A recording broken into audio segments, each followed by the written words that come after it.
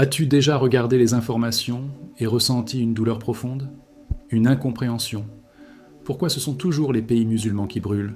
Pourquoi la Palestine, la Syrie, le Yémen, l'Irak, la Libye? Pourquoi toujours nous? Ce n'est pas un hasard. Ce n'est pas une simple coïncidence géopolitique. C'est une prophétie oubliée que le Coran et le prophète Muhammad avaient déjà annoncée. Ce que tu vas découvrir aujourd'hui, c'est pourquoi tant de guerres touchent les terres musulmanes, pourquoi ces conflits semblent sans fin, et pourquoi cette situation prépare peut-être la Oumma à l'une des plus grandes épreuves spirituelles de toute son histoire. Ce que je vais te révéler dans cette vidéo, tu n'en entends presque jamais parler dans les mosquées, ni dans les médias. C'est un message que la Oumma doit entendre avant qu'il ne soit trop tard. Avant de commencer, laisse-moi te dire une chose très importante. Plus de 80% des personnes qui regardent nos vidéos ne sont pas encore abonnées. Si toi aussi tu veux comprendre les mystères cachés du Coran, les signes du temps et les vérités spirituelles que peu osent dire, abonne-toi maintenant à la chaîne Les Voix de la Lumière. Ce que nous allons explorer ici peut littéralement changer ta façon de voir le monde et de comprendre ton rôle dans cette époque troublée. Installe-toi. Écoute chaque mot, car ce que tu vas entendre pourrait bien être la clé qui te protège de la grande confusion qui approche. Depuis des siècles, les musulmans se battent, souvent contre des ennemis extérieurs, mais de plus en plus entre eux. Des conflits éclatent au Yémen, en Syrie, en Palestine, au Soudan, en Libye, en Irak, en Afghanistan, et maintenant, d'autres tensions se forment dans des pays comme le Liban et le Pakistan. Pourquoi? Pourquoi la Oumma saigne sur sa propre terre? Pourquoi tant de guerres touchent spécifiquement les pays musulmans? Ce n'est pas un simple hasard géopolitique. C'est un mystère coranique, une prophétie que peu osent encore rappeler. Le Coran nous a avertis. Allah subhanahu wa ta'ala nous a montré que tant que les musulmans abandonneraient la vérité, ils goûteraient à la division et à la défaite. Dans la sourate Al-Anfal 8:46, Allah dit « Obéissez à Allah et à son messager et ne vous disputez pas, sinon vous échouerez et perdrez votre force. » Ce verset n'est pas seulement une recommandation, c'est un avertissement direct. Et aujourd'hui, on le voit. La Oumma est affaiblie non pas à cause des armes des ennemis, mais à cause de la guerre intérieure. La division entre sunnites et chiites, entre groupes politiques, entre nations musulmanes, entre pauvres et riches, entre les cultures de la Oumma elle-même. C'est cette fracture interne que le Coran avait prédit. Et c'est cette désunion qui rend aujourd'hui les pays musulmans vulnérables aux ingérences étrangères, aux trahisons silencieuses et aux guerres fratricides. Le prophète Muhammad a dit dans un hadith rapporté par Al-Tirmidhi « Les nations vont se liguer contre vous, comme les convives autour d'un plat. » Les compagnons ont demandé « Est-ce parce que nous serons peu nombreux ce jour-là » Le prophète a répondu « Non, vous serez nombreux, mais vous serez comme l'écume sur la mer. » Ce hadith te glace le sang, parce que c'est exactement ce que nous vivons. La Oumma est nombreuse, mais elle est dispersée, faible, déconnectée de son essence spirituelle. Les guerres actuelles ne sont pas des surprises, elles sont le résultat visible d'une corruption invisible. Dans les islamiques mysticismes, les érudits expliquent que lorsqu'un peuple abandonne les piliers de sa foi, Allah lui retire sa protection. Et lorsque sa protection se retire, les cœurs s'endurcissent, les dirigeants deviennent injustes, et les ennemis extérieurs pénètrent les terres musulmanes comme un couteau dans du beurre. C'est ce que nous voyons en Palestine, en Irak, en Syrie, au Yémen. Ce sont des conflits annoncés, des signes ignorés. Les Quranic Mysteries sont pleins de rappels que peu osent revisiter aujourd'hui. Et tu dois comprendre, ces guerres ne sont pas des accidents. Elles sont des rappels violents, des épreuves collectives, des blessures que la Oumma s'est infligées par ses choix, ses divisions, ses hypocrisies. Mais il y a pire. Ces guerres ne font que préparer le terrain à quelque chose de plus grand, de plus terrifiant. Ce qui va suivre dans le prochain point pourrait bien te faire comprendre que nous approchons d'un chapitre que même les plus pieux redoutent. Ce que nous voyons aujourd'hui dans les guerres des pays musulmans, le prophète Muhammad l'avait prédit avec une précision glaçante. Ce ne sont pas simplement des conflits territoriaux, c'est une prophétie qui se déroule sous nos yeux. Dans un hadith authentique, rapporté par Abu Daoud et Ibn Majah, le prophète a dit « Ma communauté se divisera en 73 groupes. Tous seront dans l'erreur sauf un. » Oui, tous, sauf un. Et c'est là que réside le vrai drame. Ce ne sont pas les ennemis de l'extérieur qui détruisent la Oumma, ce sont les divisions internes, alimentées par l'orgueil, les intérêts politiques et la perte de la sincérité. Aujourd'hui, la Oumma se déchire entre groupes, écoles, nations et interprétations. Chacun croit détenir la vérité absolue, chacun accuse l'autre d'être égaré. Mais pendant qu'ils se battent, les ennemis de l'islam avancent. Les ressources des pays musulmans sont pillées, les terres sont occupées, les populations sont écrasées. Pourquoi ? Parce que les musulmans se sont transformés en juges les uns des autres, oubliant le Coran qui leur demande de rester unis.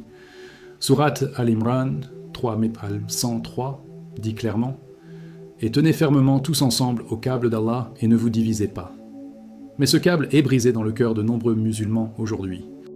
Dans les Islamic Mysticism et les Hidden Truths transmis par les anciens savants, on retrouve une idée puissante. Quand les musulmans laissent entrer la fitna, la discorde, dans leur cœur, Allah subhanahu wa ta'ala les laisse goûter à cette fitna jusqu'à ce qu'ils comprennent qu'elle les consume de l'intérieur. Et c'est exactement ce que nous voyons. Des guerres sans fin, des alliances douteuses, des peuples musulmans bombardés par d'autres musulmans.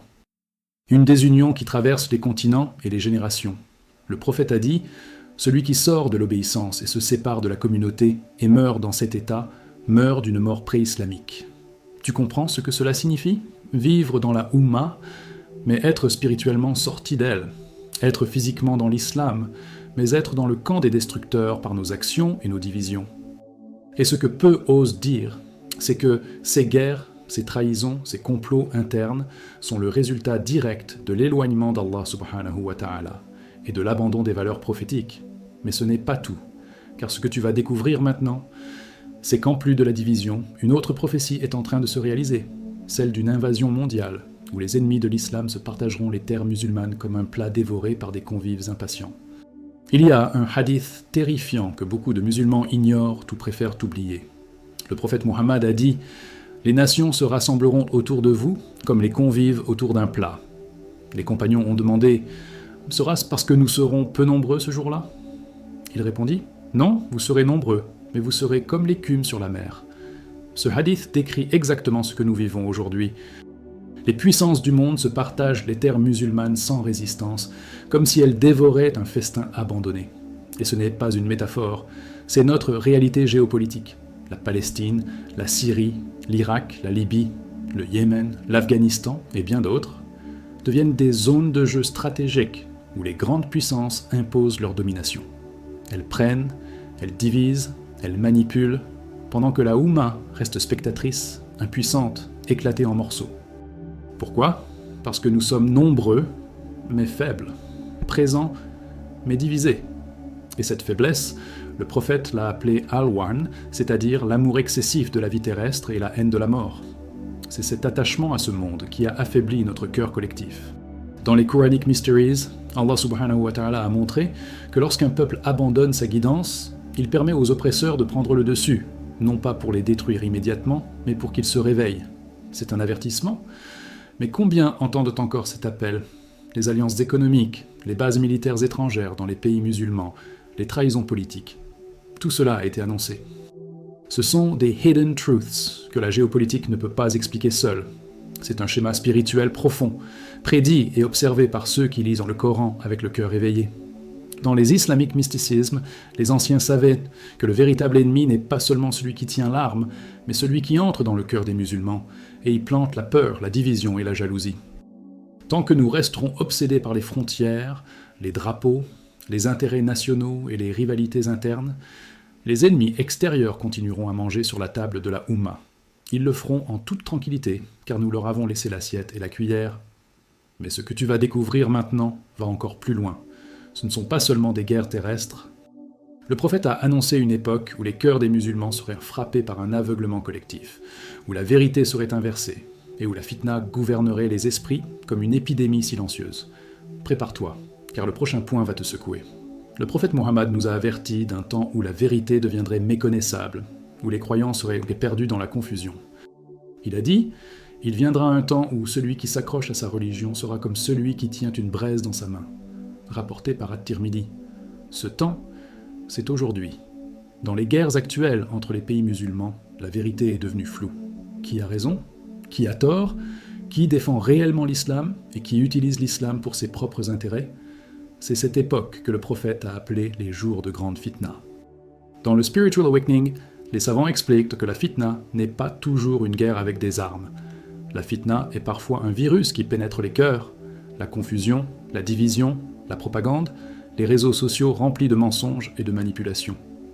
Aujourd'hui, un musulman peut soutenir l'oppresseur en croyant défendre la vérité, ou rejeter son frère sincère en pensant protéger la Oumma. Les alliances changent, les discours s'inversent, la justice est étouffée. Le Coran dit dans la sourate Al-Anfal 8-25 « Et craignez une fitna qui ne frappera pas seulement les injustes parmi vous. Ce fléau touche tout le monde. Ce que nous voyons dans les pays musulmans, ce ne sont pas seulement des guerres pour des terres, ce sont des guerres pour les esprits. Les ennemis de l'islam ne visent plus seulement les frontières, ils visent les cœurs.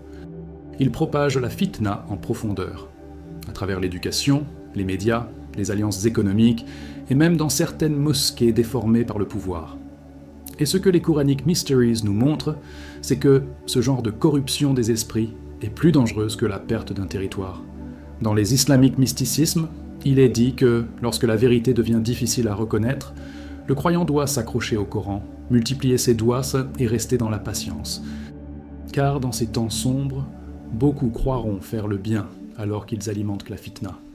Beaucoup marcheront aux côtés de ceux qu'ils croyaient être leurs frères, mais qui les conduisent vers la perdition. Et ce qui est le plus terrifiant, c'est que cette époque ouvre la porte à un acteur attendu depuis des siècles, le Dajjal, le grand imposteur. Dans le prochain point, tu vas comprendre pourquoi les guerres entre pays musulmans et cette confusion mondiale pourraient bien préparer la scène à l'une des plus grandes épreuves que la Oumma ait jamais connues.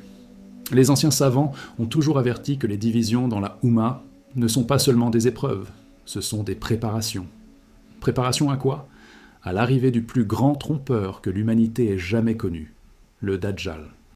Le prophète Muhammad a dit dans un hadith rapporté par Muslim, « Depuis la création d'Adam jusqu'à l'heure, il n'y aura pas de chose plus grande que l'apparition du Dajjal. » Et tu vois, aujourd'hui, les conditions sont presque toutes réunies. Les guerres entre les pays musulmans affaiblissent la Oumma. Les alliances se brisent, les vérités s'effondrent. Les musulmans deviennent des proies faciles, désespérés de trouver un sauveur. Et c'est là que le Dajjal apparaîtra, selon les Prophecies and Signs, comme celui qui apporte des solutions rapides, des paix trompeuses, des réponses immédiates. Les musulmans divisés chercheront une sortie, et beaucoup tomberont dans son piège, car son arme ne sera pas seulement la puissance, ce sera la séduction, la manipulation, la fausse justice. Dans les Quranic Mysteries, le Dajjal est décrit comme un maître de la fitna, capable d'inverser la vérité, de donner vie à l'illusion et de manipuler même les croyants faibles. Et le prophète a dit « Celui qui entend parler du Dajjal, qu'il s'en éloigne. Par Allah, un homme viendra à lui en se croyant croyant et le suivra à cause des doutes qu'il aura semés. » Rapporté par Abu Daoud. Tu comprends ce que cela signifie ? Même ceux qui prient aujourd'hui peuvent tomber demain s'ils ne fortifient pas leur cœur. Les guerres que nous vivons en ce moment, les divisions internes, la fitna mondiale, tout cela prépare les esprits à accepter des leaders trompeurs. C'est le schéma classique, détruire pour mieux reconstruire sous contrôle. Et si la Oumma ne revient pas rapidement à l'unité, à la patience et à l'attachement sincère au Coran, les portes seront grandes ouvertes pour le Dajjal. Les Hidden Truths que les anciens savaient sont devant nous. L'ennemi ne viendra pas déguisé, il viendra en sauveur, mais ce n'est pas une fatalité. Car le prophète Muhammad nous a aussi donné les clés pour se protéger. Réciter les 10 premiers versets de la sourate Al-Kahf, multiplier les invocations, se tenir éloigné des grands conflits et rester dans la sincérité, même en étant seul contre tous. Et maintenant, ce que tu vas entendre dans l'introduction va te montrer pourquoi comprendre ces guerres est une urgence spirituelle et pourquoi rester neutre aujourd'hui pourrait être ton plus grand danger. Alors maintenant, je te pose une question directe. Penses-tu que ces guerres entre les pays musulmans sont de simples conflits politiques ? Ou crois-tu qu'elles font partie des signes prophétiques que nous sommes en train de vivre ? Écris ta réponse en commentaire. Ce que tu partages pourrait bien réveiller d'autres cœurs. N'aie pas peur de dire ce que tu ressens. Ici, on construit une communauté de vérité. Et surtout, abonne-toi à la chaîne Les Voix de la Lumière si tu veux continuer à recevoir des révélations sur les Quranic Mysteries, les prophéties oubliées et les signes spirituels que peu osent aborder. Active la cloche, car ce qui arrive dans les prochaines vidéos va te secouer encore plus. Clique maintenant sur la vidéo qui s'affiche à l'écran. Là, tu vas découvrir ce que le prophète Muhammad a annoncé à propos d'une guerre que tout le monde redoute aujourd'hui, entre Israël, l'Iran et les puissances du monde. Je te retrouve tout de suite là-bas. Qu'Allah protège ton cœur, ta foi et ta vision. À très bientôt, les Voix de la Lumière.